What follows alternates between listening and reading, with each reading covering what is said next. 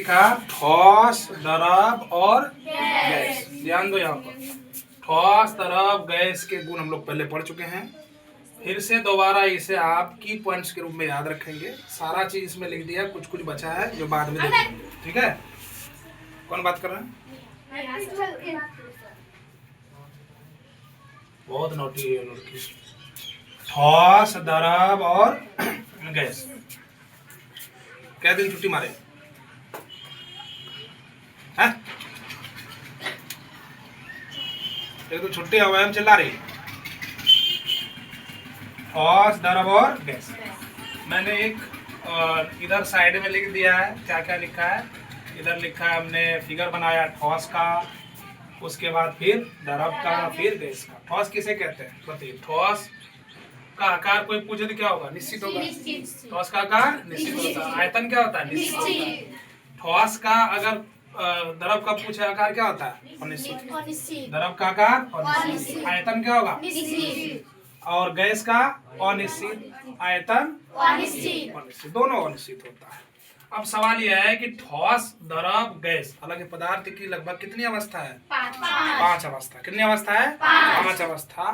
ठोस, द्रव, gas, plasma और बीईसी। हम लोग कितना पढ़ना है फिलहाल? अभी 3 पढ़ना, वो बाद में देखेंगे। प्लाज्मा और बीईसी बाद में देख लेंगे। तो ठोस देखिए, ठोस की जो कण होते हैं पास पास सटे होते हैं।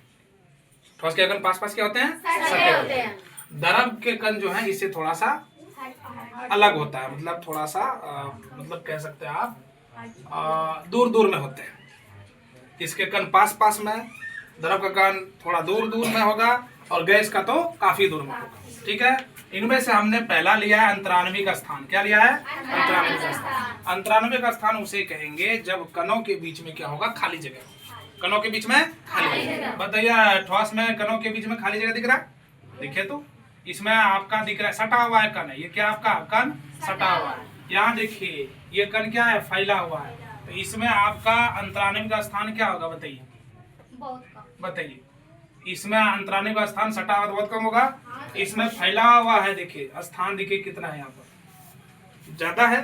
तो कोई पूछे कि ठोस में अंतराणविक स्थान किसे कहते हैं, किसे कहेंगे, ऐसे कोई पूछे तो ठोस में अंतराणविक स्थान उसे कहेंगे जिसमें कणों के बीच में क्या होता है?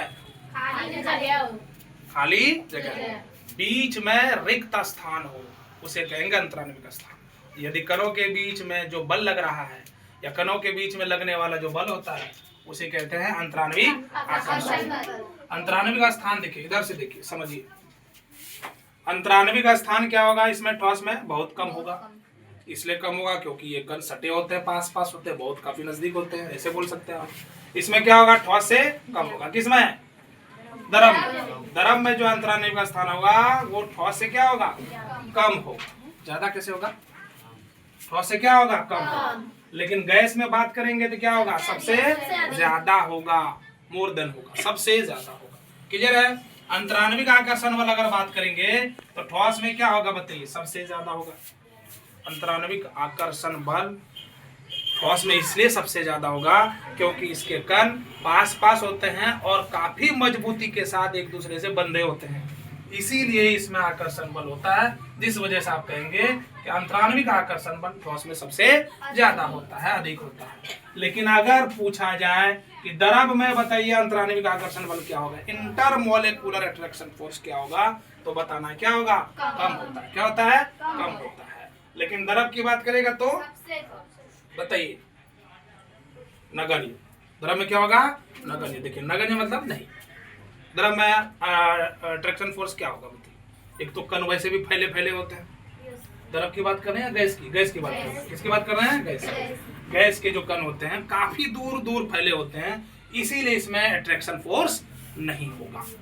ठोस और द्रव की तुलना में काफी कम, अर्थात आप कह सकते हो नगण्य होगा। क्या होगा? नगण्य। नगण्य मतलब नहीं। नगण्य मतलब क्या? नहीं। अच्छा, उसके बाद आइए, है ना, घनत्व। घनत्व में देखिए, घनत्व में क्या कहते हैं? घनत्व का फॉर्मूला क्या होता है बताइए?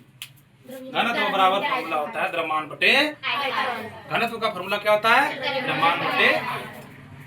क्या फॉर्मूला होता है? द्रव्यमान बटे इकाई आयतन में उपस्थित पदार्थ की मात्रा जो होती है, कुल मात्रा होती है, उसे क्या कहते हैं? घनत्व। इसमें पूछे कि ठोस में घनत्व क्या होगा, तो बोलना हाई होता है। क्यों? क्योंकि ठोस के कण आपस में क्या होता है, चिपके होते हैं, सटे होते हैं, बंधे होते हैं, बॉन्डिंग होती है, इसीलिए इसका जो क्या कहते हैं डेंसिटी होगी वो काफी क्या होगी, हाई होगी। लेकिन अगर पूछे कि द्रव में क्या होगा बताइए, तो द्रव में बताना है कम होगा। द्रव में क्या होगा, कम होगा। लिक्विड में क्या होगा, कम होगा। इसमें डेंसिटी हाई होगा, लिक्विड में क्या होगा, कम होगा। और अगर इसमें गैस में पूछ दे तो क्या होगा, सबसे कम। उसके बाद हम क्या पढ़ेंगे, संपीड़न। संपीड़न क्या होता है, संपीड़न का मतलब अपनी भाषा में समझिए, संपीड़न उसे कहते हैं या संपीड़िता उसे कहेंगे जिसको दबाया जा सके, आराम से दबाया जा सके। जैसे रसगुल्ला, रसगुल्ला को दबा सकते हैं कि नहीं?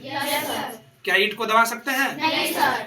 क्योंकि ईंट के कण आपस में मजबूती के साथ एक दूसरे से बंधे सटे होते हैं और कण पास पास में होते हैं, इसलिए वो ठोस होते हैं। और ठोस को दबाना बड़ा मुश्किल है। दबा सकते हैं, जना तना करके दबा देंगे अलग बात है, लेकिन उसको दबा नहीं सकते। लेकिन अगर ठोस की द्रव की बात करेंगे तो उसको हम आसानी से दबा सकते हैं। तो आपको पूछेगा कि ठोस को दबाया जा सकता है, या पूछेगा ठोस में संपीड़न होता है, तो बोलना होता है, बहुत कम, बहुत कम। वैसे आप नहीं बोलते या लिखना बहुत कम। द्रव में क्या होता है, ठोस की तुलना में अधिक होगा।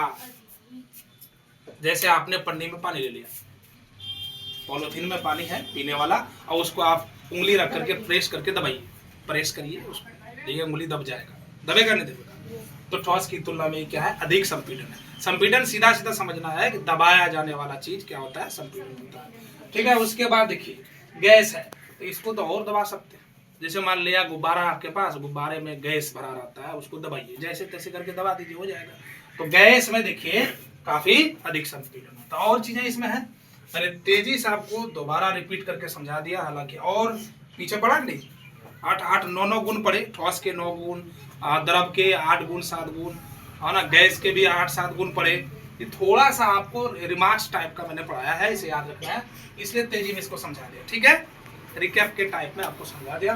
बाकी अगले दिन इसमें से हम लोग और भी चीजें पढ़ेंगे। ठीक है, चलिए।